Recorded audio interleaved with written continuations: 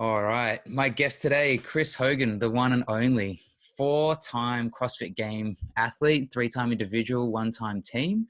And also first guest we've had on the podcast that could fit either into our Legend series as a small business owner or our high performers as a high-level athlete. So very excited, mate, to sit down and pick your brain. CrossFit 121, great establishment.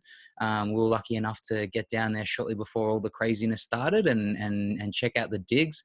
And definitely a gym for anyone who likes all the toys of CrossFit. You guys, you certainly have them all. So, mate, thank you very much for sitting down and having a chat with us today.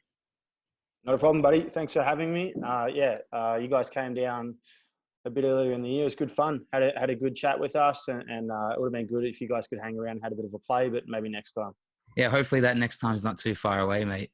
But yeah, look, I think with someone that has kind of the OG sort of CrossFit resume that you do, I sort of want to throw back the clock and just wondering today, mate, take us through, where did it all start? Where did that kind of passion for health and fitness, when was the first time you walked into a gym? When did you find CrossFit? When did you know this is what you wanted to do, as a great part of your life? It's funny because I didn't do a lot of gym stuff growing up. I didn't mind going to the gym, but I just played sports. Like I played a lot of sport, but primarily I played footy with my mates. So, and that's where I spent most of my time. Played footy in the or AFL in the winter and cricket in the summer. Footy. Footy. Yeah, footy is different in different parts of the country, isn't it? And different countries. So I did a lot of AFL, and I didn't mind doing the gym work there, but I just liked playing footy. Like I didn't love the gym.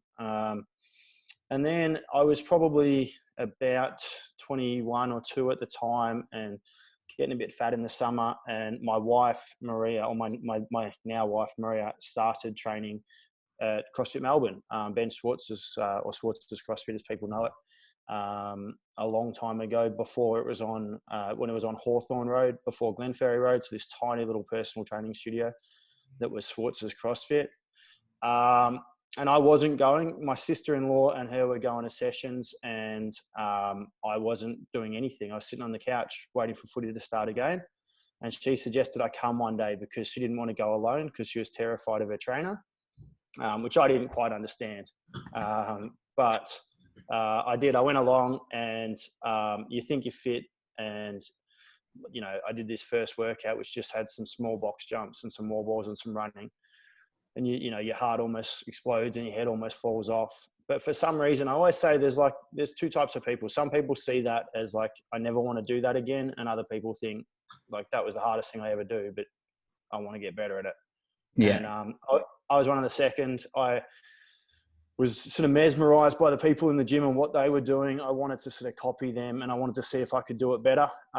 So I started training there a couple of days a week, which quickly led into maybe 4 or 5 days a week, which quickly led to me working there. I think I was working maybe a year after starting CrossFit. I started working for Bench at CrossFit Melbourne, and that was the start of it. But before then, I never really considered myself a gym person. I just, like I said, I played as many sports as I could, but mainly only team sports because I just wanted to play with my mates. So CrossFit's generally the only individual sport I've ever done. Yeah, perfect. So what year was this, mate? What year did you first walk into the gym? I walked in probably early 2007. So this is like OG CrossFit days. Mm-hmm. They had the first CrossFit Games in 2007, I think. 2007, I think, but it was really, really underground kind of stuff. So it was only just taking hold in America, and in Australia, it was next to nothing. Like you could probably list the 10 gyms that around the country on one hand, if not just over one hand. You just about knew everyone who had a gym. So you didn't have much choice. But yeah, 2007 was us. And then by 2008, I was working as a CrossFit coach, which still no one knew what that meant. Everyone was like, what's CrossFit? And you just get sick of explaining it. And then, 2009, I did my first competition, which happened to be, my first we did like some in-house comp stuff, but my first out of the gym competition just happened to be the Australian regional, which Not a which bad was all right. debut. Yeah. It was much easier to make regionals back then. You just had to tell them you were turning up. So Yeah. if you just emailed like an expression of interest, then you were welcome to turn up to regionals. So that's what we did. Me and a group of guys and girls went up from CrossFit Melbourne. There's probably about like, I'd say 10 or 11 of us competed that weekend. And it was really good fun. It was good fun at CrossFit FX in Sydney, Yeah. which was almost, one of the hubs, definitely one of the central hubs.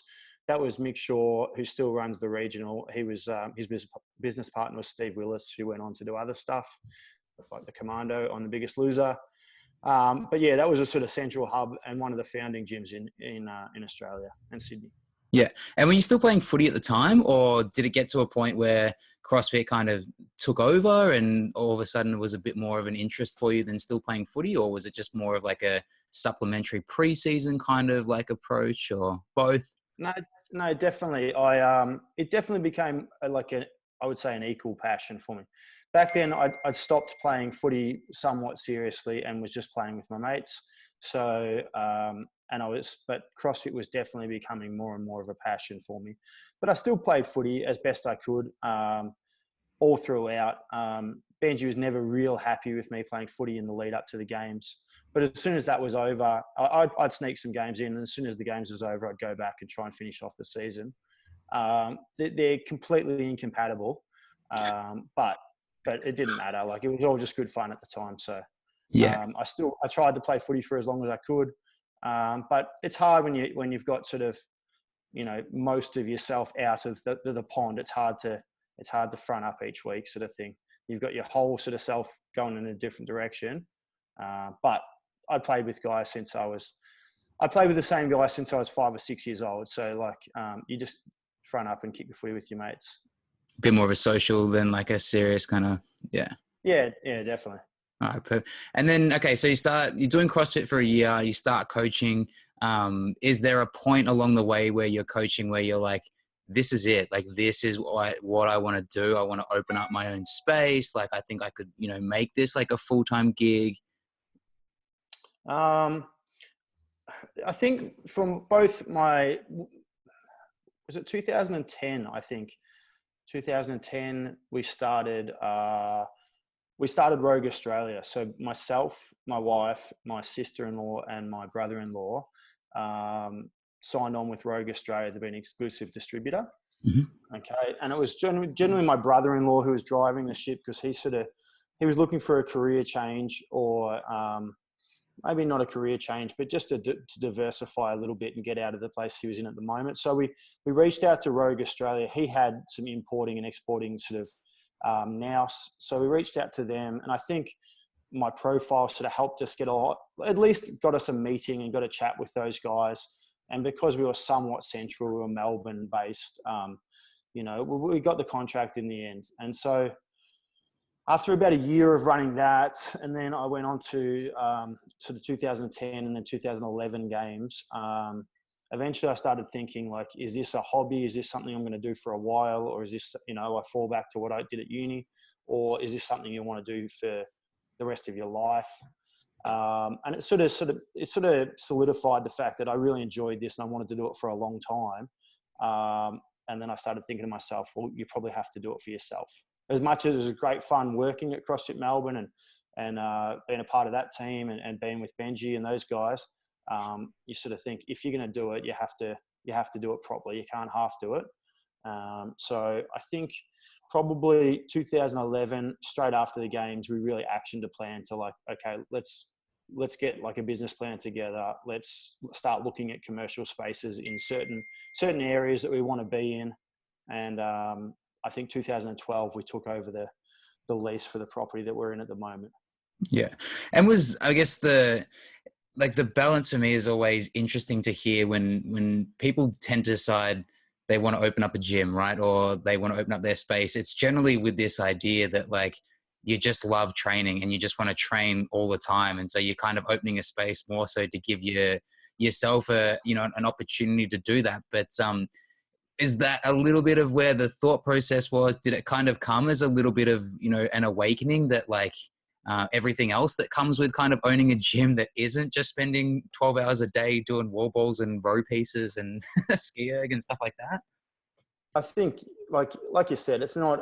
There isn't a naive aspect where you think, "Oh, awesome! You just spend all day in the gym, and you just train all day." I didn't think that especially, but I was. You are. It's a sharp, or it's a rude awakening. All the extra stuff that goes into owning your gym, and not that I didn't appreciate what Ben was doing, but your eyes get opened to the fact that, hey, behind the scenes, back when I was coaching, you'd do your morning classes, you'd train, you'd go home. My wife was a full-time uni student, so there's no one there. So I'd eat lunch, maybe have a little nap, and go back and take my evening stuff. Whereas a lot of that time's just gone when you have your own gym, whether you're doing admin, whether you're chasing up people, whether you're trying to generate leads. And then for the first couple of years while we were running the gym, I was doing my morning classes, and then I'd go straight to my warehouse to, I suppose, be a storeman or for the warehouse, pack pallets and pack orders until they were picked up in the afternoon. And then most of the time I'd have to go straight back to the gym and take my evening stuff. Yeah. So opening my gym, originally, my whole training schedule was out the window.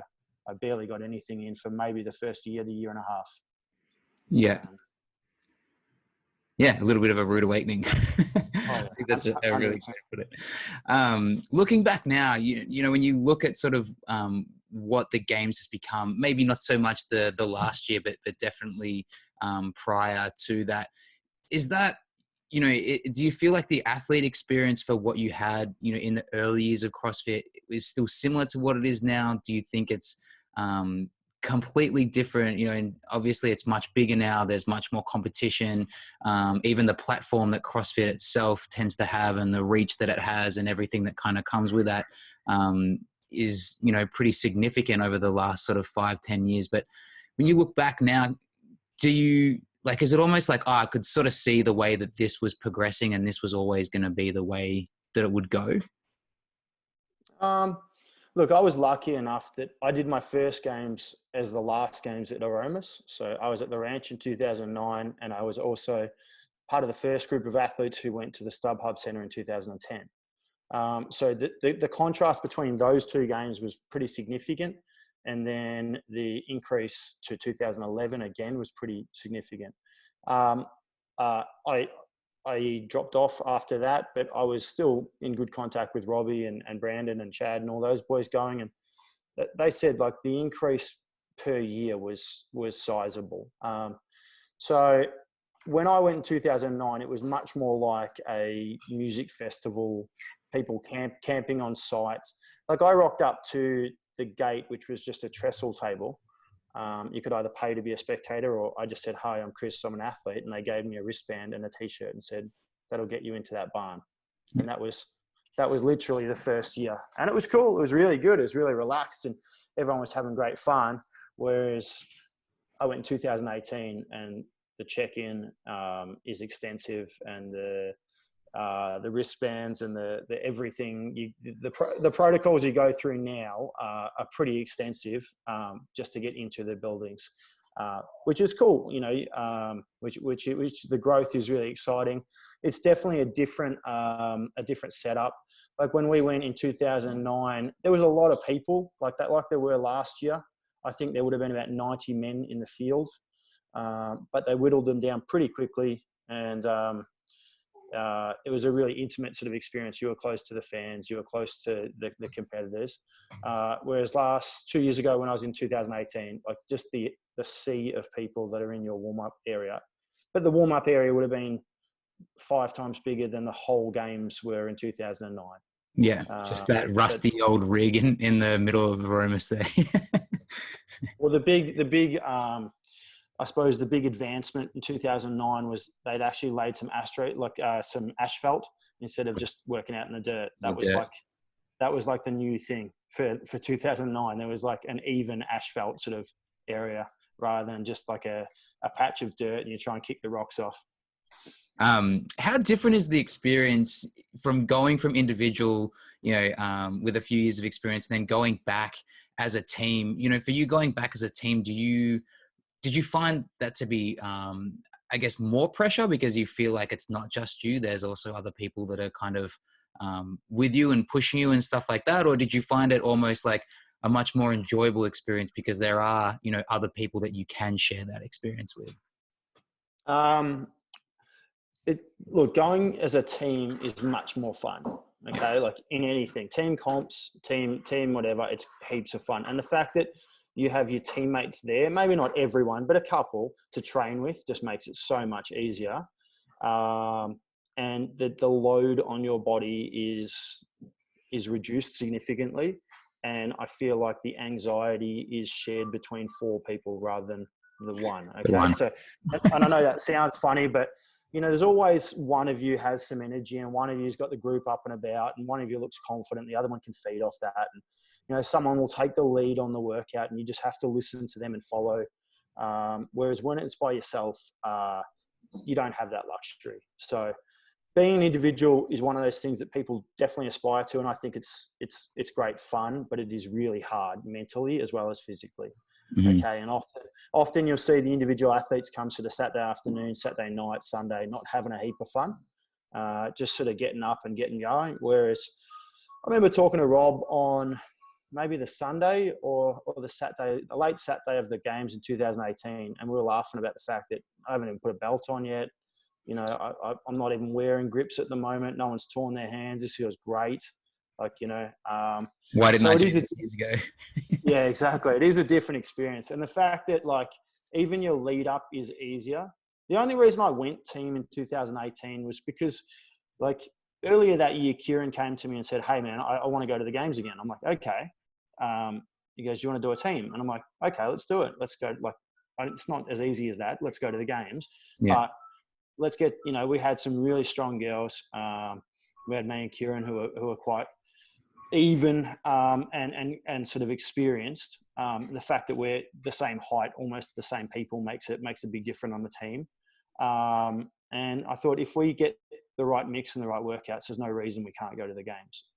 But the fact that you get 4 people training together and pushing for the one thing makes it so much easier. Because I remember we used to have a big crew of people going to regionals every year at Schwartz's, but if only one person qualifies, the next day only one person's at training.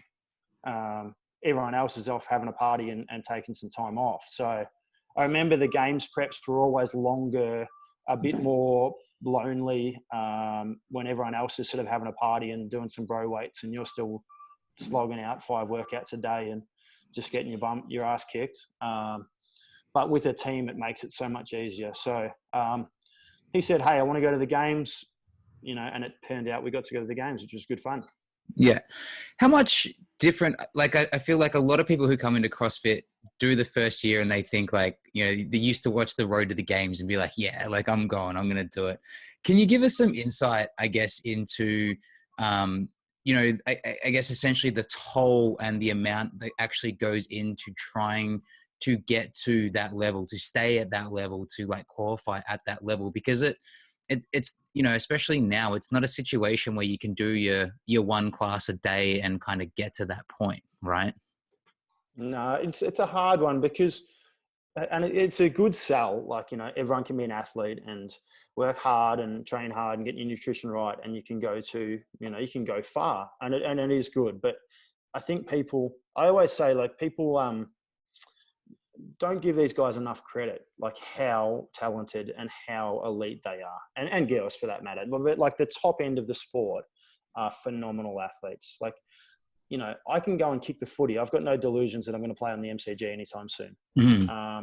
Whereas a lot of people come into CrossFit with reasonable levels of athleticism and think, if I just knuckle down, I could do it. But when I started, that was the case. You could probably do that if you had some really good sort of athleticism and were a good learner, I suppose. You picked up skills reasonably well. Nowadays, it is a commitment over a multi-year commitment to be at that level. Just the amount of strength you have to have, the aerobic base in all the different sort of aerobics, tests that they have. And then just being able to stay healthy and committed for long enough to get there. You look at a Brent Fikowski who took, 4 4 or 5 years to be an overnight success at the games. So, you know, and you have that. James Newbury was the same. People forget that. Like, he's gone games. But before that, when they used to take 3 people, he was perennially finishing 4th or 5th or 4th. You know, like, he was missing out by a hair every time before he finally broke on to he's probably been to 4 or 5 games in a row. But before that, he'd been to maybe 5 regionals or 6 regionals and missed out by a fraction. Mm-hmm.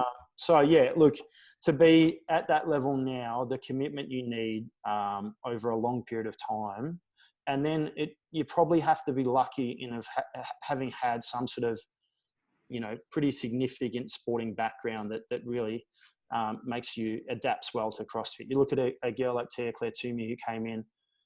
She was a sprinter, a track athlete, so she was a good runner, and, you know, both long and short.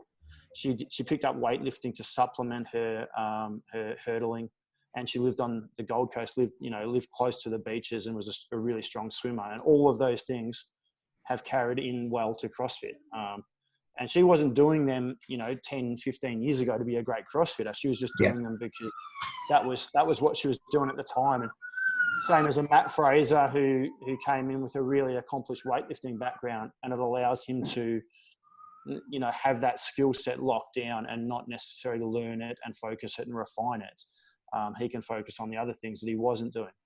So some people come into the sport really, they've been set up for a long time to be CrossFit athletes. Yeah, it's a relatively new phenomenon, I guess, that you see people now, you know, and even with teen games and stuff like that, like, they're training CrossFit to be CrossFitters, right? I think that kind of mentality is something that is quite new in the sport. And I guess as a fan of the sport, it's going to be exciting to see, you know, that generation and what kind of limits they can push it, where they haven't had that balancing full-time work and family with training. And it's just something that they've kind of been doing forever, right? Yeah.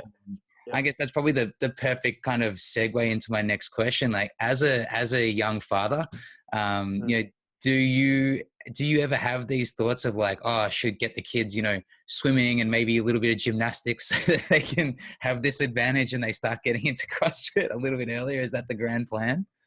I think all CrossFit parents think I've got to get my kids started on gymnastics. I've got to get them into gymnastics, because the good thing about gymnastics is those people are they can just transfer their skills across to every sport, whereas we can't just go and play gymnastics. Yeah. You know, but they can go and play whatever they want to play because they can. Yeah. Yeah, I think so. Like, definitely, I think my daughter, just because it's an easy segue, you know, whether it's dancing or gymnastics, little girls love doing that kind of stuff. And if my son's interested, I will. But for the most part, I just want him to play every sport he possibly can with his mates and have some fun. But yeah, look, I grew up swimming. I swam for my school and all that kind of stuff, and hopefully they swim too, because it's just a great skill to have. And it's something that you pick up so easy as a youngster, and if you don't, you know, you really, really battle as a young adult to an adult. Mm-hmm. But no, me and my wife haven't set like a master plan for when Jack's going to make his first games or Poppy. Yeah. Or like You're not mapping out their training, get home from school, get them into not just yet. Not just yet. It's think funny though, you say that with I've trained with Dre Crouch a lot, who just qualified for his first games, and he probably did. He's one of those kids who's been doing CrossFit since he was 10 or 11 years old, only because his dad was, and he got into it. So you've got Jay Crouch, who's, you know, 21, 22 years old, who's had 10 years of CrossFit experience. And like you said, when they say, hey, this guy had a wrestling background and this guy had a weightlifting background and this guy did that, like, Jay's just had a CrossFit background. And probably the same, you know, with Hayley Adams, who played some sports, but she's just had a CrossFit background. She's done CrossFit for 5 or 6 years. It's predominantly, that's the sport she's played. And like you said, when these guys and girls come through in 4 or 5 or 6 years' time, when they've just been, you know, CrossFitting since they were 10 years old, the stuff that they will do at such a young age will be pretty phenomenal to watch. Yeah, I think Cam Kushler, who's one of our athletes as well, it's a similar story. And the guy's 24 and just like a monster, because by 24 he's already got 8 years of like gymnastics, weightlifting, conditioning, and kind of look back now and I'm like, man, I wasted my 20s. Like, yeah, 100%. I think, you know, and kind of given, you know, your circumstance and Kat being pregnant, I kind of like, and it's kind of encouraging to hear too, is I think when you have kids and you have fitness as like such a big part of your life, and particularly when, you know, fitness is your business as well, like your kids kind of have no choice but to be like around and in the gym. And I think that so much of that, like what kids tend to gravitate towards and enjoy is more just where they can get your time and where they can, you know, get your attention. And if you're spending time with the kids doing handstand walks up and down, you know, in the gym and stuff like that, like that's the stuff they're going to enjoy and want to do more of, right? So Yeah, 100%. and hopefully with the CrossFit methodology, mate, that we're into our 50s and still able to give them a bit of a run for their money. See, hopefully that works out. Might have long retired since then. So what's the plan going forward, you know, on an athletic front? You know, is there a temptation there? Is there like a little bit of a fire in the belly if the right circumstances fell into place? Do you think you could give, you know, a run back for going to the games so they know we're talking about them? Do you see yourself making another appearance, or is it now? I know you've just had your third child, newborn. Is it really sort of more family time now where time and effort and stuff is going, or? Well, it's funny, like with isolation at the moment, I've been fairly consistent with my training because we can't really take the kids anywhere else but the gym. So the gym's a little playground for them. It's pretty empty, but they've got bikes and balls and tennis rackets and bits and pieces. So we go and play, which has allowed me to be pretty consistent with my training. But ultimately, not really. Like I don't have a master plan of setting up for this open and really trying to. We should go to the games, mate. The games. Yeah, exactly. We should. It's funny. I'm a master this year, so I age up into 35. The first year I'll be a master, but still, like, it's not been like a burning desire to do it for a long time. When I was going to the games, that was literally, we'll say it was an obsession. Nowadays, I love CrossFitting. I love training. I love the camaraderie of working with a group and pushing people and doing that kind of stuff. But I feel like I might have lost a little bit of that desire to really do it for myself, which is why I loved the team. Like, I really enjoyed it. The two girls on the team, it was their first games experience, and it was the first time me and my brother had ever really competed together, and that made it really special. It was great to go to the games with them. We had heaps of fun. We were almost really good in heaps of workouts, but as far as doing it myself, I don't know. Like we plan to go to the Down Under Championship as a team. I plan to do team stuff this year. I don't know if I'll go. If my team falls over and no one wants to do it with me, I'll just go back to being an individual. But it's a better challenge, but it is less fun. So I don't know if going back to the games is on the cards anytime soon. I'd love to go as a team again. I think my skill set suits better as a team player than being an individual. You know, I can do most things pretty well, and I can work reasonably well syncing up with other people. So if someone wants to take me on a team, I can play with that. If not, you know, I'll just keep having some fun. I do like going to the sanctionals and catching up with friends and testing yourself against sort of the better people. And it really focuses you training because nothing focuses you like not wanting to suck in front of a stadium full of people. More so than just going in and just doing some stuff, you know, by yourself just because you can. Yeah. Yeah. Nice. Yeah. I think that's a really cool answer. And I think it is an interesting time with COVID in terms of, you know, it's kind of the first time that really any of us have been in a position where we can't just go and do exactly what we want. Right. And I know that even like the thing that I like so much about the CrossFit season generally is that there is no off season, and there is always, you know, a local comp or a throwdown or something you can do with a mate or on your own to test yourself just around the corner at all times of the year. And I think it's interesting to sort of see, you know, via the gram and kind of having a bit of insight with our clients as well and see who loves the training and who loves like the fitness and the CrossFit lifestyle and who really is in it to kind of progress and step up. Because I think when a challenge like this comes along, it is kind of those consistent habits that you do fall back on. And there's almost an element of like I'll be aching for the first comp that kind of gets announced once this is back, because you've been putting in that work in the garage. Like, so it's like pretty keen to get tested out and see where it is. But it's I can only imagine how that gets amplified, you know, when you've been to the biggest stage that we kind of have in the sport. Yeah, mate, I'd love to do a sanctional trip with you. We definitely have to put that one on the cards. That'd be good fun. But they are great fun. One of the comps that I'm looking forward to is I'd like to go to Torian. Yep. Torian, this year I got to watch, I think a lot of people watched Jay and Rich take on Rob and Royce.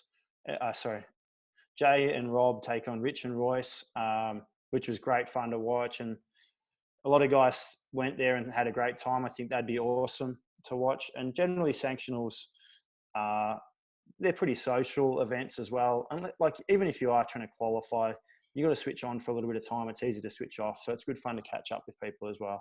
Yeah, mate, take me through Sunday night after the games is finished. What's it like? Is the award ceremony and stuff always looks pretty docile, but I can't help but think that a lot of the paleo attitudes tend to get thrown out the window come the Sunday night. Is that an accurate description?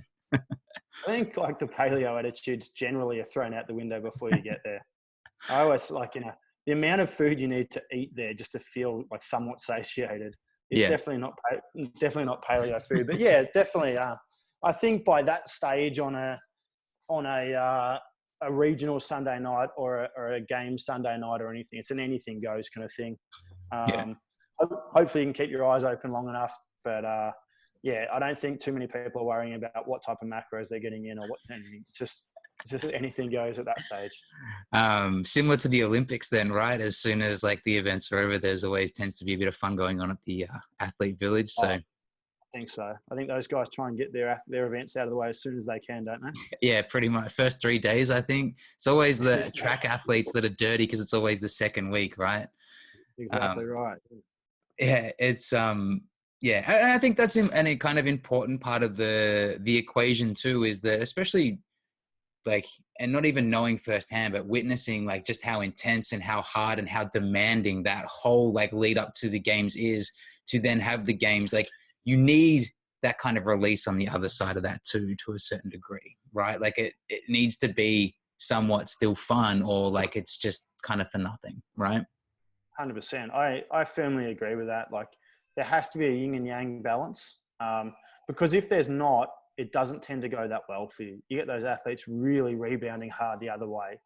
And that's when you see them sort of end up on the news and that kind of stuff. Whereas if you have some sort of balance where, you train hard and you might sacrifice for a period of time, but you've got something to look forward to on the other end, whatever it may be, a holiday, nights out with friends, bits and, whatever it is that you want to look forward to. If you don't do that, it starts becoming really mundane and really sort of boring and really, every day is the same, and you start resenting that. Mm-hmm. I definitely got into that groove in 2011 where I probably didn't give myself enough time off. I came home straight after the games-ish, and you just get straight back into it.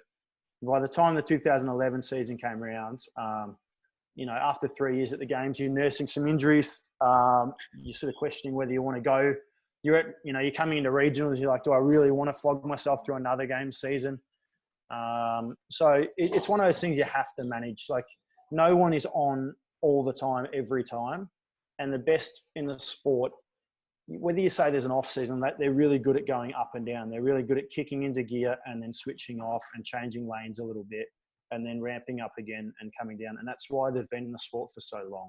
Mm-hmm. Whereas you get guys who come in really, really hot and they make a splash, but then, a year later, they're not doing it anymore because they burnt out or they hurt themselves or they had a surgery or they did something silly. And, it's just not for them anymore. So I agree. If you don't have that, like every other sport does, if you don't have that downtime and that time away from the gym, it's not going to go well for you. Yeah, mate, switching gears and I guess kind of heading back towards CrossFit 121, the community that you have now and the gym that you have now, is that, is it the way that it is that kind of always the way you envisioned it? Has it been like a process of change and adapt and assess as things have kind of gone over the years? Is there, do you have like grand plans for 121? How far off do you think like you are from what you want it to be? Like all those kind of thoughts as far as like the gym is concerned. Can you take us through those a little bit? Yeah, like, I mean, when you start a gym, I left Schwartz's almost cold turkey and started up at 121, and it was far enough away that realistically the people I was training at Schwartz's weren't coming with me, and that's fine, and we knew that was the case. But I grew up around the area that CrossFit 121 is, so I have like a strong family and friends base and people I know in the area. But when we opened the doors, it was just, I hope people come. Like, you know, you open the door and you're like, shit, I hope someone turns up. And they did, which was good. And then the culture, like building your culture takes time. It's something you can't force. But you've just got to hope that as much as you lead the culture, your members do too. And you work with good people, and those people start shaping the culture in your gym too. And then over time, you can sort of help cultivate that. But at the start, if you push too hard one way or push too hard the other way, it's never going to work that well for you. So you've just got to take your time with it. But I always say, like, CrossFit has like an inbuilt sort of, or generally CrossFit gyms have a great way of weeding out dickheads because they're just too social for you to just come in and be a dick every day. People just aren't going to stand for that. So if you're not going to be a nice person and you're not going to be someone who everyone wants to train with, everyone wants to hang out with, then I just don't think you're going to last. Like, even if you can go sub 2 minute on Fran, if you're a dick, no one cares. Yeah. So, and that generally goes a long way into shaping the culture you have. And, you know, some people, you know, might come in and out, but as a general rule, you know, as much as you shape the culture, the people you work with will too. And you know, if you have some basic rules that you want to see adhered to, or some basic guidelines, I think after a while, you don't have to do much to keep those in check. Like, you know what I mean? That everyone knows what's expected and everyone knows what's going on. Do you think that's the key to being able to create an environment where you can, for example, you know, have your games aspiring athletes and just your kind of like Gen Pop just want to come in and do a class, like operate in the same sort of area? Because I know for a lot of gyms that can be almost like a culture conflict, right? Where you kind of have one group who feel maybe they're a elite clique or they're like deserving of special treatment and stuff like that. And that can cause a little bit of friction within a community. Yeah, look, I worked at a gym that had a tiered system, you know, which was good and bad. Like, at the same time, I liked working with the beginner group and the people who weren't really focused on being elite athletes. They were just there to have some fun and get a workout in, just because they were a better group. Like, they were less volatile and they were less uptight and they were less sort of stressed. And we were there to have some fun and lose some weight and make some friends. And in my gym, I've never had a comp squad or a tiered system where, you know, you get your special treatment. Again, I always found, and someone said this to me early on, that those people who are, you know, elite, or those people who are in a comp squad or whatever, you don't have to worry too much about them. They'll do the extra work and they'll do the bits and they'll stay on. Whereas if you keep working with your newer members and your sort of your base group, like, they're the people who will pay your bills and be the lifeblood of your gym.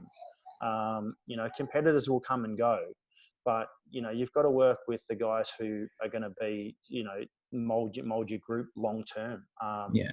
So, and that's worked really well with us. We've had some really successful sort of competitions. We've been to the games. We've done some regional teams and had some good representation.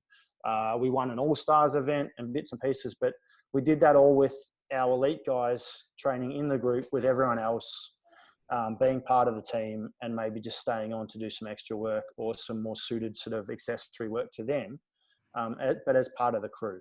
And I think that goes miles further and makes a much more like cohesive group.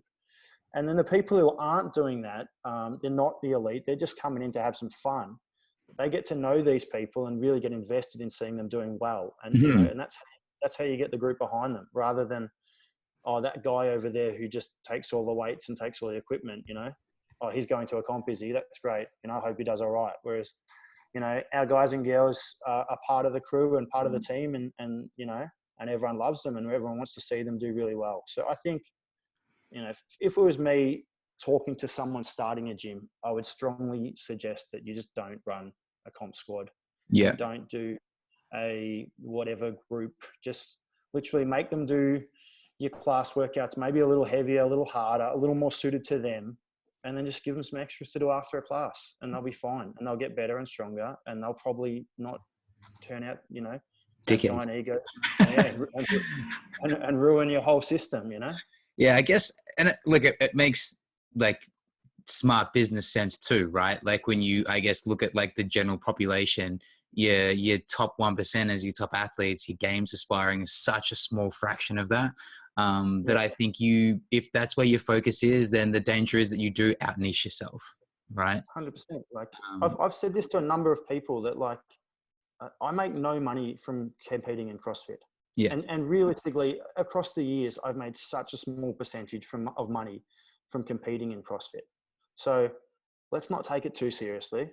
Like, let's not lose our minds. Let's come in and have some fun and get better. But like, realistically, it's not a job. Yeah. For so few people on the planet, it is an actual job. And those guys can take it as serious as they want, or they can not. They can come in and take it, as casually as they like and get better. That's fine. But, for the most part, you don't need to sell your soul and walk around and be moody and be upset about how your results were. Yeah. You just need to turn up most days and do your best, and generally good things will happen. Yeah. I think that's super evident even at the top level. I mean, if you look at, I can't remember the name of the event at the games last year, but Newbury like sells out on the bike, right? And it was like the one with it was a salt bike and toes to rings, I think. Yeah. And it was just an element of just like, this is where I feel I can win $3,000. Exactly right. Yeah. That was like, hey man, these are my tickets. I'm not going to climb the leaderboard significantly, and I'm probably not going to go down the leaderboard, but shit, I can get $3,000. Like, why not do it? Yeah. And that was awesome to watch, wasn't it? Like everyone was behind him. So that was pretty cool. Yeah, I agree. 100%. But it's fun. Like I've had a little bit to do with a couple of games athletes in the past, and working with various coaches of games athletes as well. And look, I always say like, Rob Forte gets a bad rap for being a super serious guy. But, like for most part, I trained with him for 4 or 5 years now.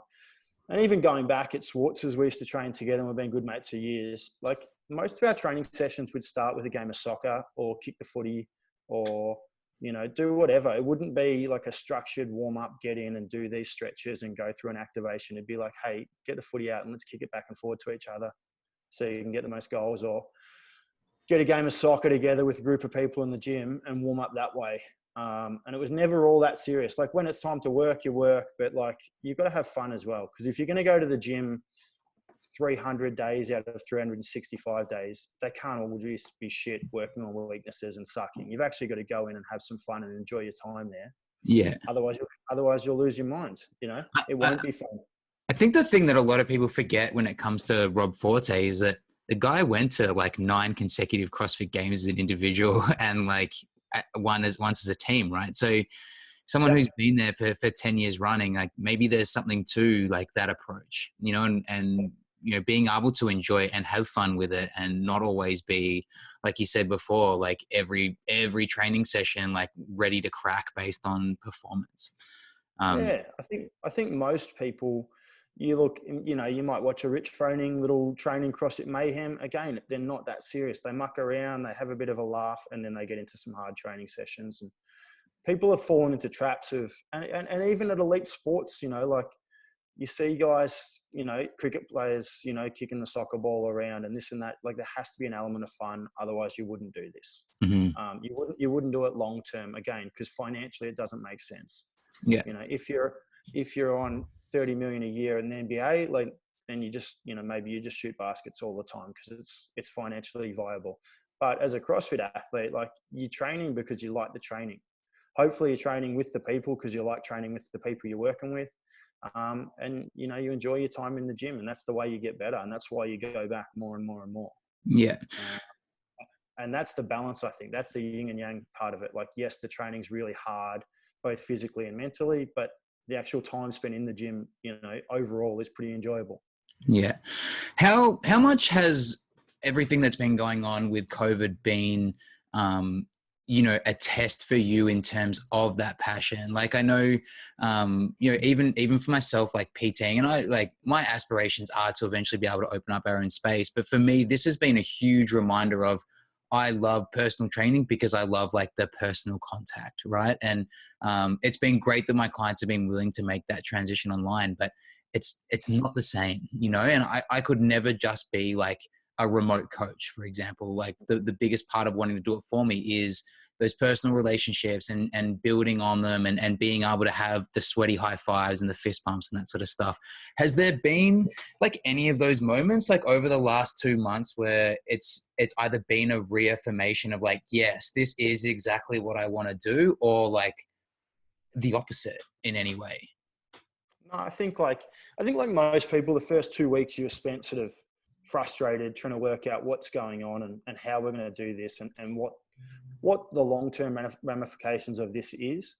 But then we've got rolling with our online stuff, and we're running 3 classes a day online most days.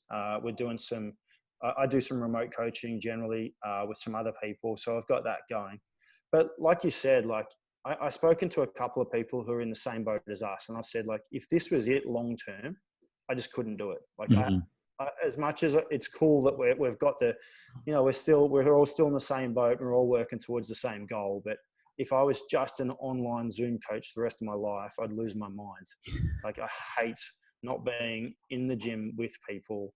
Like you said, I always say, like, running a CrossFit class isn't that hard. Like, that's not the hard part. Getting in, as long as you're a nice person and you get in and the workout's reasonable, most people will do it. But it's, the fun stuff is chatting to your members before and after, checking in, seeing some people, getting guys together, working on little groups and go, hey, take them through that. And like, that's the fun stuff. That's the part that I miss so much. Yes, we can run online classes for hopefully the not so distant future. We can keep this going, and yes, we can keep them going even once we're in the gym, for the people who don't want to come back straight away. But being in the gym is where I want to be. And yeah, like you said, it does affirm the fact that, hey, this is a style of training, and this is something that some people will do, just work completely remotely, but it's not something I ever want to do 100%. Yeah. Yeah. How do you strike that balance? Like, in terms of being a gym owner, being a very decent level athlete, and being a dad with a young family, is there anything like, do you have specific, non-negotiable rules in terms of like your time or things like that you kind of put in place to make sure that you're, able to be spread across, like, because those are 3 pretty big pillars, right? There's obviously quite a level of time and effort demand from all 3 of those areas. Is there anything specifically that you try to implement or try to stick to make sure that you're able to give, like the appropriate amounts of each to each one of those pillars? I'd love to say yes, but the answer is no. It's such a fluid situation. I've got my son started prep this year, which was pretty cool. But again, like, just the changes in getting into school, like, I'm first time doing school drop off, which is just a complete and utter schmozzle. But And now being a it's fun. homeschool teacher. Yeah. But every age of being a parent has its different challenges. And my daughter goes to kinder, 3-year-old kinder. So we do a bit of school drop off and 3-year-old kinder. My son's just turned 12 weeks this week. So my youngest son, Ed. So yeah, look, being a dad, definitely, it's very hard to keep specific timelines unless you want to get up at 4 a.m. and work out before your classes, which I just don't want to do. For my training, I generally try and look at my week and batch in some times, and hopefully those times hold. And then once I've done that, I try and hope that someone will train with me, because I'm I'm definitely better with other people in the room, and I can feed off their energy and they can feed off mine, and we can bounce off each other.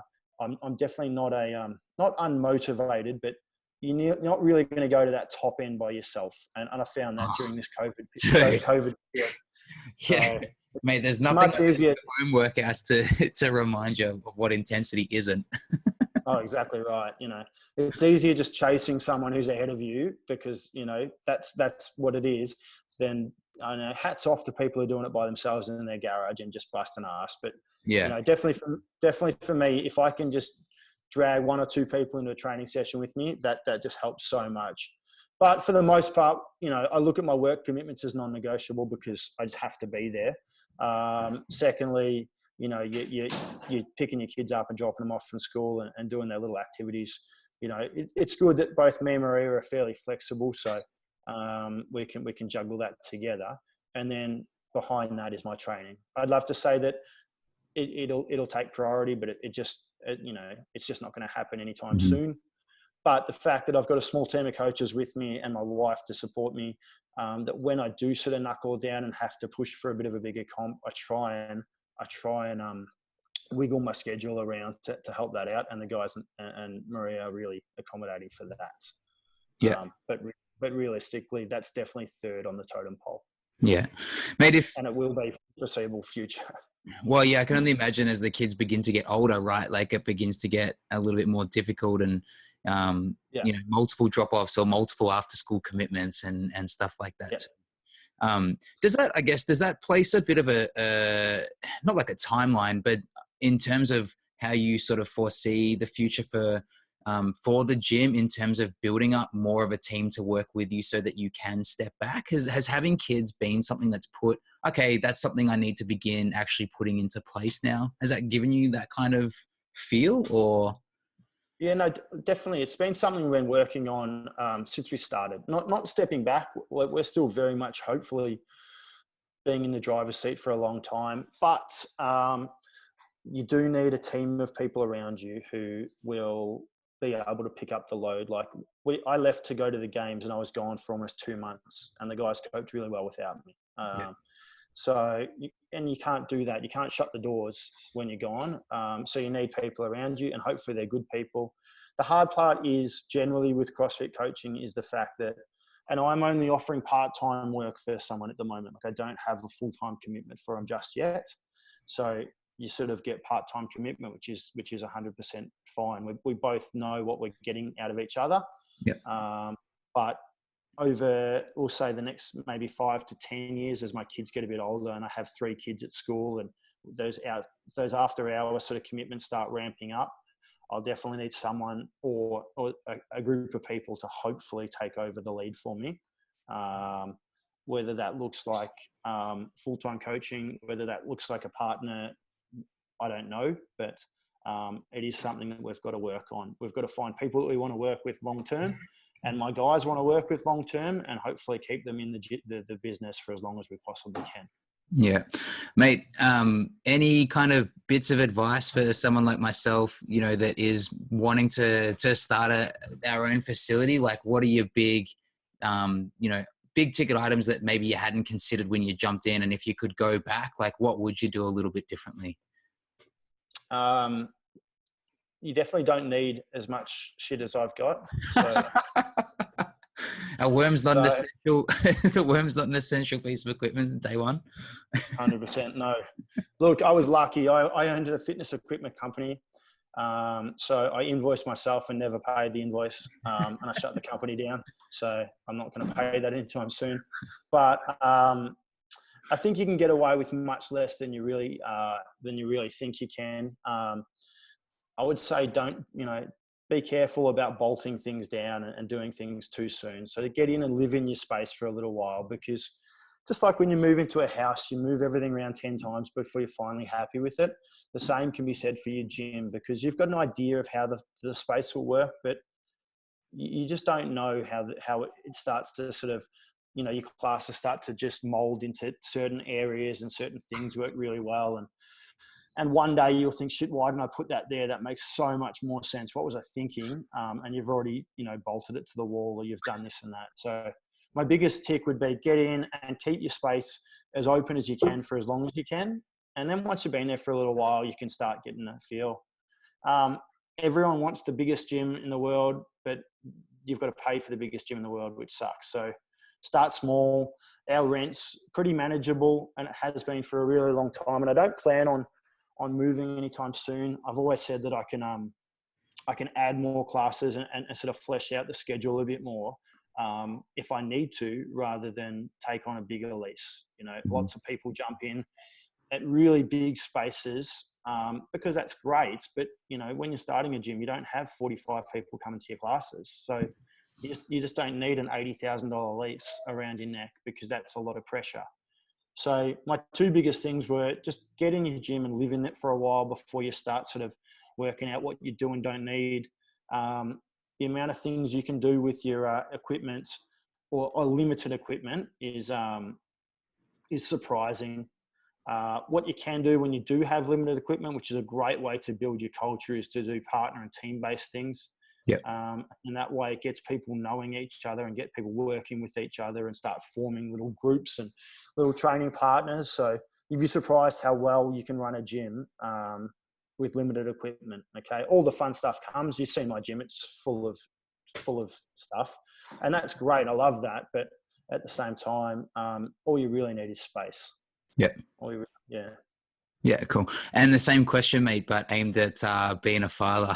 What am I in for? You're a first-time father, which is funny because it's definitely different first, second, and third. They all have their own challenges. Does it get easier? No. Okay. People lied to me and said my third would be the easiest, but it's just not the case. Quarantining with 3 kids under 6 sucks. Okay. As much as I love my family, but Jesus, you know, it's also nice leaving to go to work for a little bit. First one's fun. Okay. You guys are up, you know, you'll have some fun, but you'll have to get through that and look back at it and laugh about it, because you know, you're just going to lose your mind for a little bit. Firstly, like giving birth, like we're not a huge part of the birthing process, but it is a quite manic experience being there. And, you know, look, it's when you get out of it, you're like, holy shit, that was like, you know, that was an experience. But you might get your little man or your little girl out of it. Do you guys know what you're having? Having a little girl. Oh, awesome. Okay. And then the next big challenge is when you want to leave the hospital, or they'll tell you you're allowed to leave the hospital. And that's a pretty scary thing. Yeah. Because you've got no idea what you're doing. Yeah. Absolutely no idea. And I always say, like, as hard as it is giving birth, the first month after giving birth is just as hard, because you both have no idea what's going on and completely freaked out. But it does get a little easier. 2 months in, you know, you're cracking along. 6 months in, it's all happening. So, yeah. But no, like, yeah, it's good fun. Look, I've got a good mate who's about to have twin boys, and, you know, he's completely fucked. So at least you're only having one. One at a time. Awesome. And mate, any resources that you know, are you reading anything at the moment, or any resource that you found super useful in, you know, being a gym owner or keeping a competitive mindset or being a father? Anything that you'd recommend that I take a look into, definitely worth checking out, having listened to, reading, anything like that? I think generally, like, you know, like Instagram, you follow people who you aspire to, you know, like, you know, be like or something, whether it be Eric Cressy, whether it be Jason Kalipa, whether it be someone in your industry who inspires you, and you follow them, and you tend to Hogan 04. Don't follow that. But if you you know, you read stuff that interests you from there. At the moment, I'm reading a book by Lane Norton, which is pretty interesting. It's called Fat Loss Forever. And I'm, you know, like the actual science behind it is interesting, but also the soft skills and how you motivate people to keep losing weight and stay focused is more interesting to me. Mm-hmm. Both for personal training and weight loss. I always find, like, another guy I follow, one of his quotes is, "No one cares how much you know until they know how much you care." And generally, making relationships with people and sort of helping them is much harder than understanding why something is or isn't working. You know, whether it be a lift, whether it be a diet, whether it be whatever, you guys can generally, you know, if you've got half a brain and an eye, you can pick up on that. But sort of getting them to buy into that kind of stuff is the hard part. Yeah. So what I try and do is, when you do have your own space, you'll spend an extraordinary amount of time cleaning it. So whilst I am cleaning and doing those boring sort of administrative things, I'm listening to podcasts and reading audio, reading or listening to Mate, I'm the audio same. It's called. on It's still reading. Audible. It's still reading. Yeah. So I try and make that time, not so dead time, and just, it's easy. Sort of, you can have things in the background just ticking along. And the more people you listen to in the industry, like, you just pick up things and little bits that you remember. And I think as long as you are constantly trying to upskill, whether it be in completely different directions to you or really sort of similar paths, I think the more people you listen to, the better off you get and the more perspectives you get. Yeah. And then generally, I always say, like, my clients teach me as much as I teach them, I think. Like, just listening 100% to them, agree getting with to know that. them. Yeah. The more you listen to them, the better off and the more you'll know. So that's a big one. I think that's the beauty of working with a good cross section of the community, right? Is that you get so many or so much exposure to different obstacles, to different challenges, to different hurdles, and then working with a specific individual on a specific hurdle then gives you the experience to apply to potentially someone else down the road facing a similar situation. Yeah, 100% agree with that. It's very interesting with the Audible. I've noticed, especially since COVID, that my hours have gone down because we're just not in the car at all. And that's where I would do a lot of my stuff normally, is driving. So exactly. Driving, you're either podcasting or audibling or something, just because it's dead time otherwise, isn't it? Yeah. And not everyone, especially you, won't soon, and I don't have time where my kids will give me an hour to sit down and read. Yeah, I don't have the attention, man. By the end of the night, if I sit down and read 5 pages, I'll be asleep. So it makes it much easier to get through material if I can listen to it. Yeah, I think that's a really good point. Maybe an incidental point there is like using that dead time to your advantage, right? And I'm the same. Like, if I'm doing my meal prep or walking the dog, there's only so many times the dog can get walked in a day, especially at the moment. But yeah, trying to always, if I'm just going to listen to music, which is great sometimes, but I'd much rather be like working my way through something that I find interesting, right? So yeah, 100%. Mate, thank you so much. Thanks for taking the time. Thanks for having the chat. And sharing your experiences with me and a couple of life lessons in there for me along the way. I really appreciate. And mate, hopefully it's not too far away before we can catch up in the flesh and throw a few wobbles around. Yeah, that'd be good, buddy. That'd be great. I think we're on the other side. Whether I don't think it'll be this month, but hopefully next, we'll be back in the gym in some capacity, and that'd be great. They'd be more than welcome to come down. Beautiful, mate. Thank you so much, and we'll chat soon. Stay in touch. Not a problem, buddy. Thank you. Hopefully this will be the soundtrack to your next mopping session down at the gym. Let's see it. Yeah. Thanks, dude. Okay, bud. See you later, mate.